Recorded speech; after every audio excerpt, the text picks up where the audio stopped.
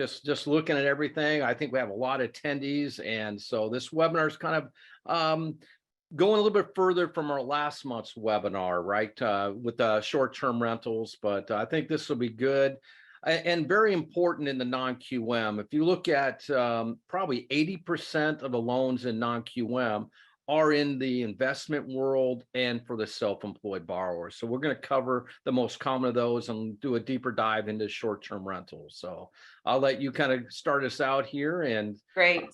Have everybody put a whole bunch of questions in, right? So we can. That's it. We love the questions. Thank you. Thanks, David. And thanks everybody again. Good morning, good afternoon. Thank you for joining us today for our monthly webinar series of deeper dive into short-term rentals, DSCR, and bank statements for self-employed. Again, as always, the content of this presentation is proprietary and confidential information of Home Express Mortgage Corp. It is not intended to be distributed to third parties not participating in this webinar without the written consent of Home Express Mortgage Corp. And we thank you for your support. Again, just quickly, our agenda, we've got a lot of good information. As always, we're going to send you a copy of this recording and this deck after the presentation is over, so you will be able to review on your own. Again, thank you, Mr. David Greider, for joining us today, our SVP of Wholesale Lending. And again, everybody, my name is Andrea Formato. I'm the Sales Training Manager here at Home Express. So David Greider, before we get going, as you know, I love my polls. So I thought I would start a poll today. And we're in baseball season now. So who will win the World Series 2023? So I made this poll last night. I've already had a bunch of my managers saying, you got to put Tampa Bay in here, Andrea. And I didn't want to change anything because we didn't know what was going to happen. But you have an opportunity. I didn't check the schedules, the scores last night. Did Tampa Bay win? Yeah, I just checked. They won. They're on a streak. Well, no. Well, I'm going to pick my team. So I'm going to go ahead and do it. I'm going to pick my team. Okay. I'm going to pick my team too. And you know what? By looking at it, it looks like everybody's picking their team, which I love that. So I'll go ahead and give it one more minute and I will go ahead and end it. So let's take a look at the results, David. Wow. Okay. Yeah. Okay. I think it's too early in the season. That's really what it is. But I especially enjoy the playoff season, but it's going to be interesting. I think Tampa Bay off to a fast start, man, that helps them a lot. And you always have the Yankees and Red Sox. And I'm from the Bay Area. That's where I live right now. So my Giants probably would be the one I put for right now. Maybe they do something. I don't know. All right. Well, I'm going to give a shout out to my Anaheim Angels. And yes, I said Anaheim Angels. So, okay, let's go ahead and continue, David. I'll turn it over to you. We have a couple more polls that I'd like to do just to kind of see where everyone's at with their experience with DSCR and self-employed borrowers, but I'll turn it over to you for the next couple of slides. Excellent. So thank you guys for attending. Again, put some questions in or scenarios in the chat box. We'll get to those probably at the end as we go through this. But I kind of started out like 80%, somewhere in that number is the loans that we get in are really two reasons. One, the investment properties being purchased and refinance, and the self-employed borrower. That's why I think it's important to get those two down and understand kind of where non-QM. Prior to kind of non-QM taking off in 2015, 16, yeah, I've been doing it since it came out. Where did these borrowers go, right? These borrowers that had, 10, 12 investment properties didn't really qualify. Their tax returns are difficult. They had to go private money. And the same way for self-employed borrowers that write a lot, right? They have good accountants and write a lot off on their tax returns, right? But great cash flow, great credit, great assets. Where do they get loans? And so non-QM really helped out kind of bridge that gap from private money and traditional lending standards. So we're going to start out with the business purpose here and do kind of a deep dive into short-term rentals. That's kind of a newer type of program, that came around for the last probably 3-4 years, and now it's kind of really kind of got some real traction. There's some things of that, but it's really kind of know how to structure those and some of the best practices with those. So on business purpose, you can go two ways. Debt service coverage ratio, that's not an income qualifying, but you're qualifying off the cash flow of the property. That's your gross rents divided by your total housing payment. Or you can go income, and income you can get a lower rate. So and you don't have to worry about the coverage ratio at that point because it's a DTI file. So even you have those, try to look at the bank statements if they're self-employed or income, and you can get some of those loans done that way at a better rate. Property types that we have on the business purpose: SFR, condo pods, 2 to 4 units, including 5 to 8 units, and short-term rentals, right? So this is just all options that do not fit normal traditional guidelines. We'll go to the next one and kind of just go a little bit deeper dive on here. We talked about DSCR, what the qualifications. When you're doing a purchase or refinance, you can use the rent survey. That'd be the 1007 if it's an SFR condo, or 1025 if it's units. Or on a refinance, you can actually use actual rents. And again, appraisers' data on doing the rent surveys generally is more limited to what is out there that really goes on in renting property. So when I get to some of the best practices, you probably look at that and go, wow, what traditionally appraisers go to MLS. Most properties are not listed today on MLS. A lot of them are done through other sources, and that's where their data may not be there. So any way you can help when you order your 1007 or 1025 and you need a rent survey, you can upload comps on that or kind of do some of that. And we have with our XConnect portal, we do have a retometer, what kind of just gives you what base rents are out in that area on that property characteristics. So kind of use that if you're using our portal. Again, the property types and the calculation out there. So the big thing on the difference between long-term rents, that's what LTR is, and STR is for short-term rents, that we use the gross amount. There is no expense vacancy factor. But if you're using on a debt service coverage ratio, the short-term rents, we do apply a 20% expense vacancy factor. So when you're kind of looking at the loan, you can always default into a long-term rents. So you just really got to kind of look at it. What is your best strategy on qualifying this borrower, either short-term or long-term rents? So that's some of the things to look at. Again, there's some calculations, how it's done. You get a copy of this deck and kind of how you do the STR. So on the STR, right, we use 80% of the gross rents to do the coverage ratio, right? Some of the pitfalls you have is on this, you might not have a lot of data because it's a higher it's not a high density of short-term rentals, so you don't have a lot of data. The good news on a refinance, we can use what they've received on the short-term rentals for the past 12 months. And again, we do need the last 12 months because properties rent varying amounts different times of the year, right? Summer months by the beach, you get a little bit higher short-term rents income versus in winter time. And likewise, ski resorts, that kind of stuff, a little bit higher than that. So you need an average for that 12 months, and that's where we're trying to go. But you can use a printout from the Airbnb, Vrbo, bank statements to get that monthly calculation. Some of the best practice, kind of like just kind of going over that last slide, call it what it is, right? So the path you go is generally the best path you go to, whether you're going long-term rents or short-term rents based on the home characteristics, what that borrower's intentions are for that property, right? And then you kind of look at, hey, LTR is 1-to-1, short-term rent is 80% of the monthly average, right? And keep in mind that the STR LTV, if you're calling that way, is 5% lower than the maximum for a long-term rent. So you could end up kind of at the same place on the calculations and LTV that you're looking for. So again, the last 12 months STR purchase or refinance, but you're going to might have some challenges on a purchase trying to get the last 12 months average. Some of these you can. Sometimes the seller would have that data available to make sure that their home gets the highest price if they're selling it. They'd want to provide that. Hey, it's a great short-term rental. Look at that. And that's some of the advice you can give your real estate agents that's going. If you're selling a property in those, maybe it's good to look at what this property cash flow would be as a short-term rental if it's in one of those areas, right? But works really well on a refinance because they'll have that data already.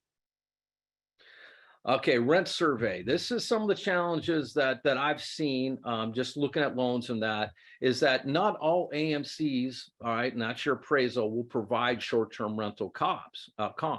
I do have a list, and our AEs have a list of the most common AMCs that do allow for that. But the 1007, if you're going short-term rents, should be completed with short-term rental like comps. So in the notes section, when you order your 1007, make sure you kind of put you're looking for short-term rents. Comps on that would be great as well to kind of help them out in case they, more data you have will kind of lean them towards what you're looking for, right? But make sure you check the AMC before ordering, because I've seen a lot over the past several months where they're coming in with long-term rents on the 1007, but you're trying to qualify them on short-term rents, trying to go back to the AMC to change that, and some of them won't do that. So make sure you're aligned with the AMC that will allow for short-term rentals, right? On a short-term rental purchase, Air DNA may be used to qualify. And again, sometimes you don't have the density for it to work, but that is one of the challenges that you have just using Air DNA on that. But every property that you do that's on debt service coverage rate or non does need a rent survey. So they all kind of need to line up as far as the loan story that you have going down of what that transaction is. So that's some of the pitfalls on short-term rentals, some of the best practices that I've seen that get them done really quick with Home Express. Awesome. Thanks, David. Before we continue, we have time for another poll. And this has to do with business purpose. So this is a true or false question, everybody. Go ahead and put your answer in here. True or false? I cannot do business purpose transactions in a state that I am not licensed in. David, Great. what do you think the answer is going to be for the group here? I actually think it's going to be 50-50. 50% true, 50 false. Great That's question. a pretty safe bet. 50-50. Coin flip. Well, hold on here. You are going to be pleasantly surprised with this. I'll go ahead and give it a couple more seconds. And I'm going to go ahead and share the results. I like it. I do too. Right. You don't. There's certain states that you do need to be licensed in. California's one. I think Nevada's one. But there's a lot of states, so you don't have to be NMLS licensed in and able to do business purpose transactions. So I'm glad that's out there. So some of the highlights we go in this, and again, I'm probably not go through all these. You're going to copy of the deck, but unlimited properties owned by a borrower, that's way different from traditional financing. We can take in 10 loans to the same borrower at one time to aggregate 4 million.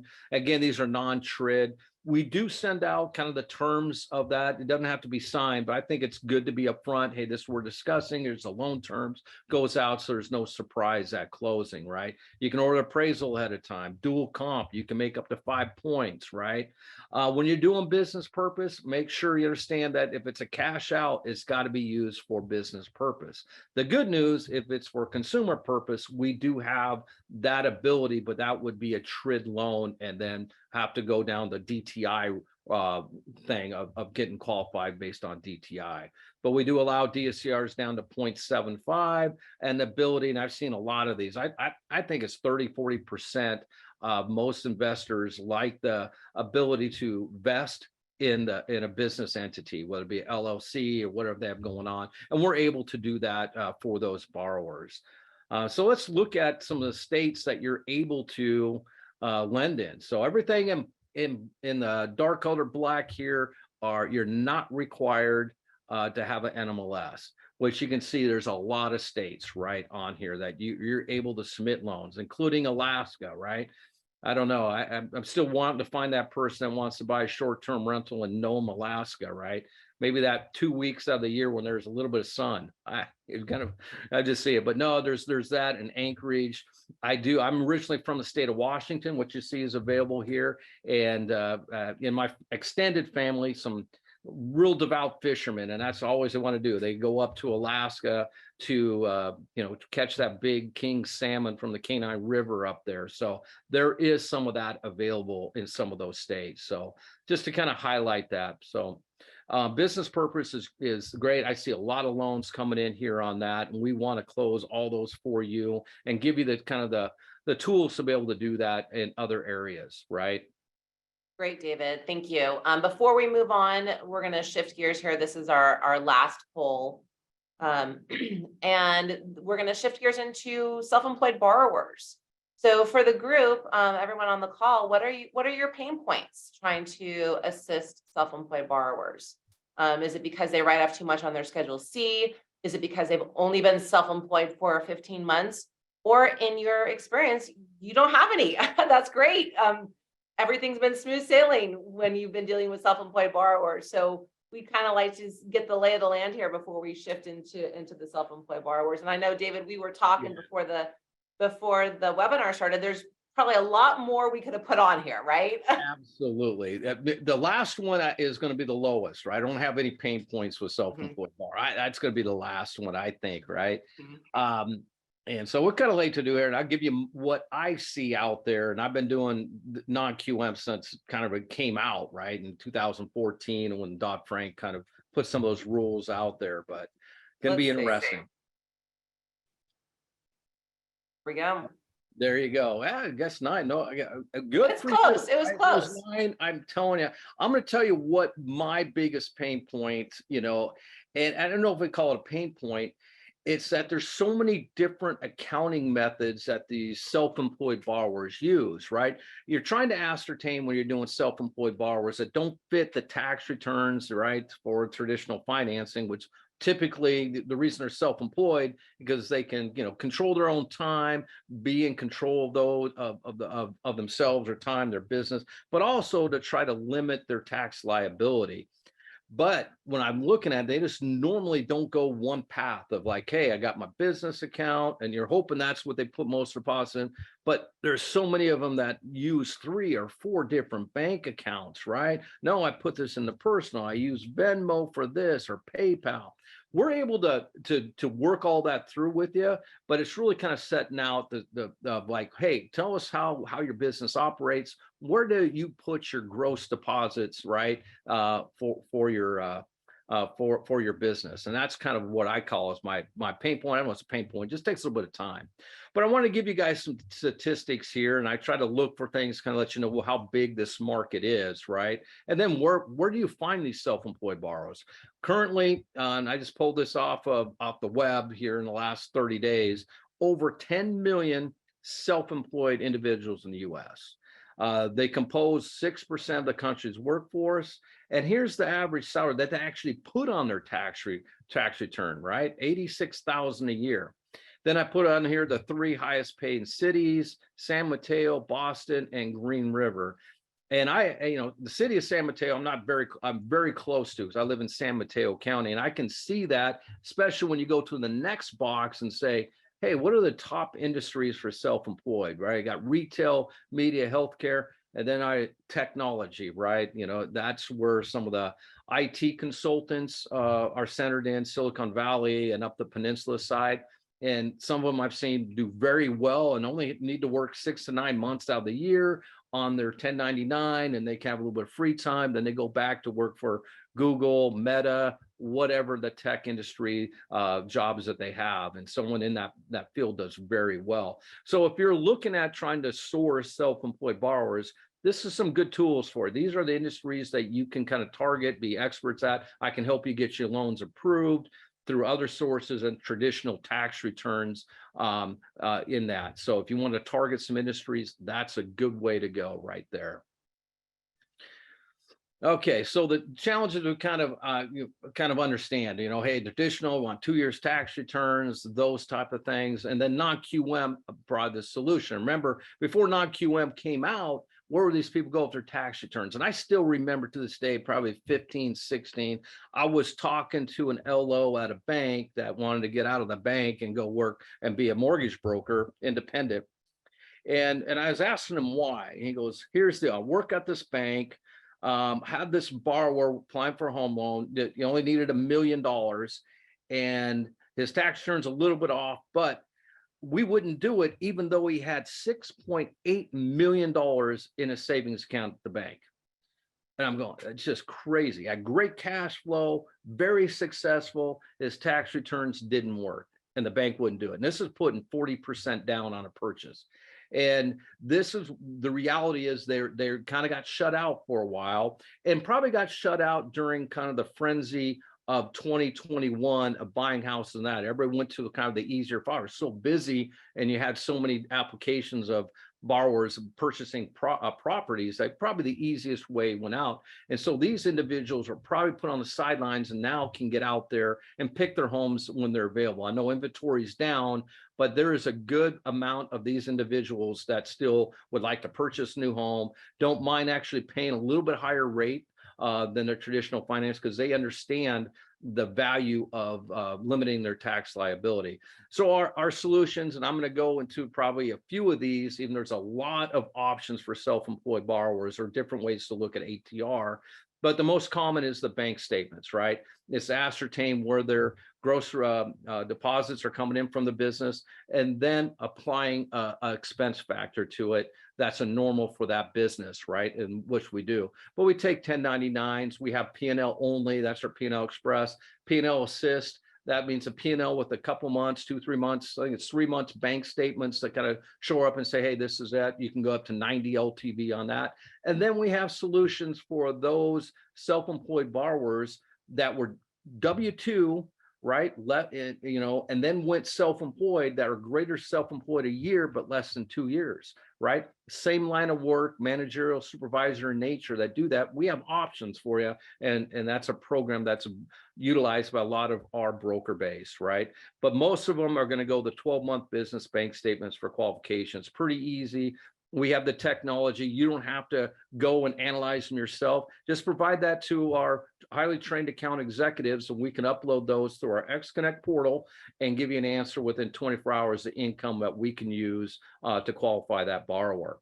And again, there's some things on here on self-employed, 25% ownership. That's the definition of being self-employed. That's Fannie Mae rule as well. We do have kind of a expense factor standardized from 15 to 90. I know one people say 90% expense factor, right? Well, there's certain business owners that might be in the manufacturing sector, might have number of locations, hundreds of employees, and they're receiving their gross receipts coming their business bank statements of 2-3 million a month. Well, 10% of that's probably even on the high side, right? So kind of keep that in mind. It's going to make sense, and our account executives go with you, and you can always default to a tax preparer expense factor letter, right? But the whole idea is to get to the qualified gross deposits that they have with the business and apply appropriate expense factor to it. That makes sense. Okay, some expanded programs we have, it's like on our debt service coverage ratio business purpose, need a 640 FICO to get in.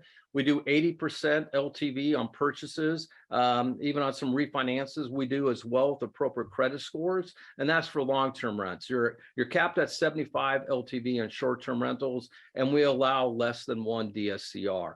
Consumer loans, that starts at 620. We have LTVs to 90 LTV on a purchase, and we have a lot of options for ATR. So if you're struggling on ATR, give us a call. We can combine assets with the income. We have asset only programs or some type of asset utilization to do it. We've also added, and we talked about cash out for consumer purpose on non-owner occupied properties. And I really should look through this year, and maybe the savings have gone down, and you're going to look at this borrower that has their primary, and they might have a great rate on that, but they also have a couple investment properties where they have a lot of equity. That might be the source that they need to use to get the cash out for themselves to use personally, right? Pay off debt, college tuition, those type of things. And with Home Express, we are a true lender. We underwrite to our guidelines, fund with our money. But what that means to you is we can make exceptions with compensating factors. So we want to make sure that you can reach out to us if it doesn't fit traditionally where you have in-house. And we also came out with FHA and VA manual underwrites down to 550, no scores available with minimal overlays. So we're here to help you close more loans that don't really fit traditionally that you have available to you. And just reach out to us and we'll be able to help structure a loan for you. I guess we're into questions now, right? We are in the questions, and we have some. Okay. So one person asked about, is this webinar recorded? And so the answer is yes. So we always record our webinars, and we will send out a copy of the recording as well as the PowerPoint slide deck that we use. So yes, you will be able to have that. So another question, can you do Airbnb for manufactured homes in a resort park that allows for the rental but also has owner occupied units? That's a great one, David.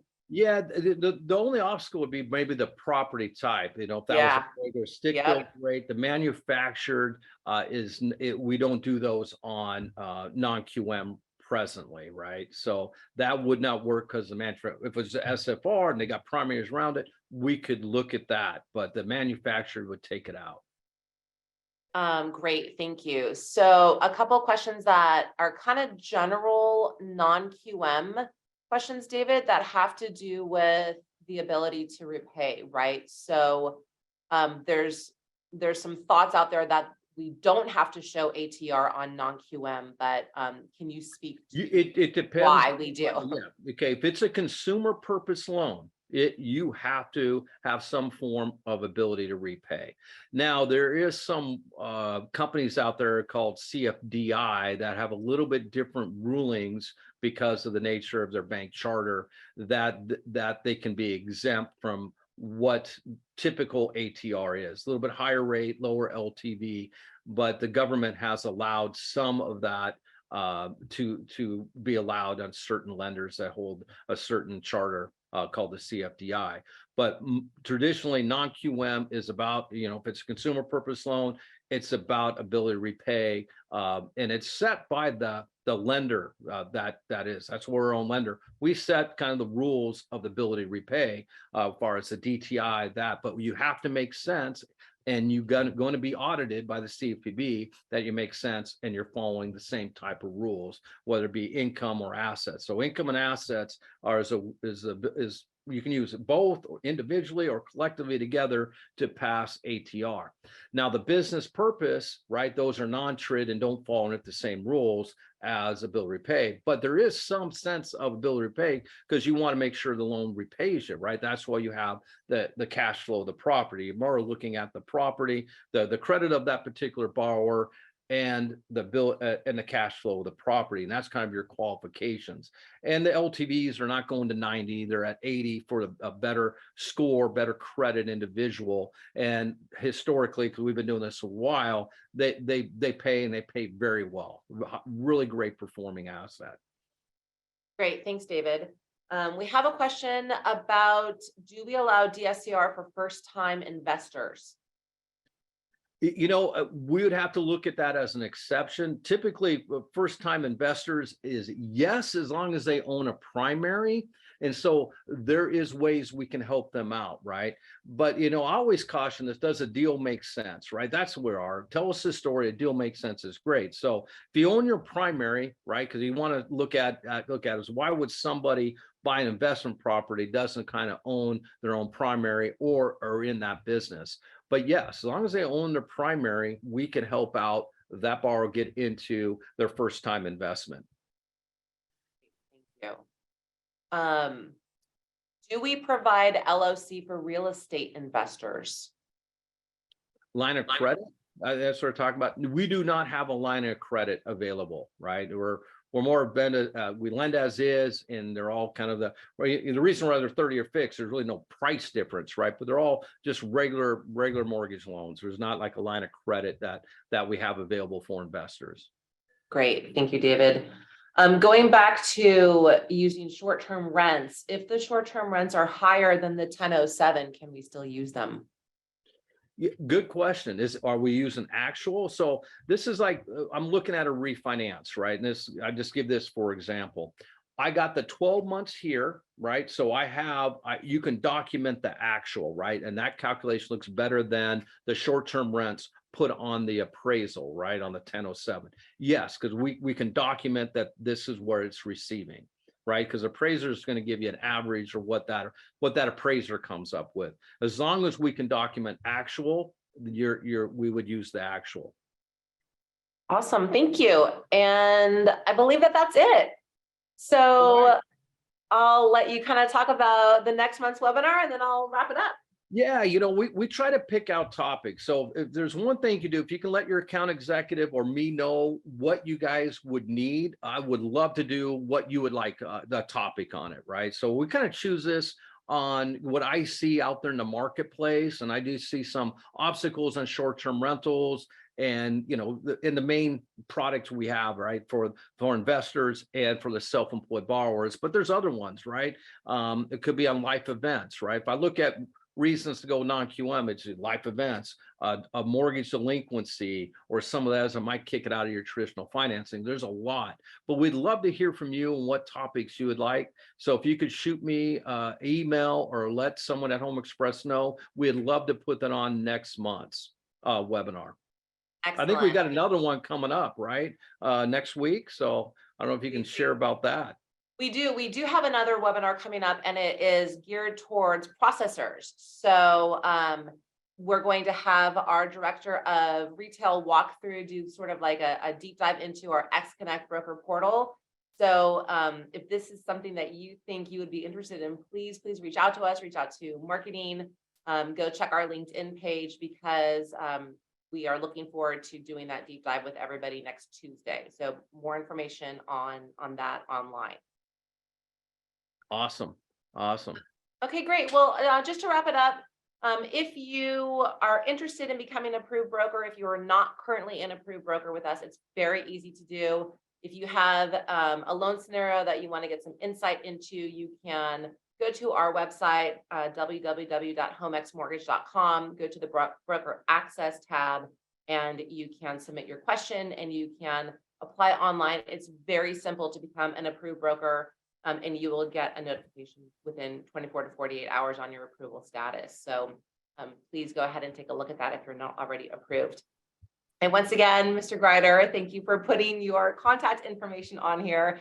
I know you love getting the calls. I love hearing from that. You truly do, the email. So we just really appreciate you spending your time with us today and fielding the questions that come in from this webinar and any general questions about Home Express. So again, everybody, thank you so much for spending some time with us today.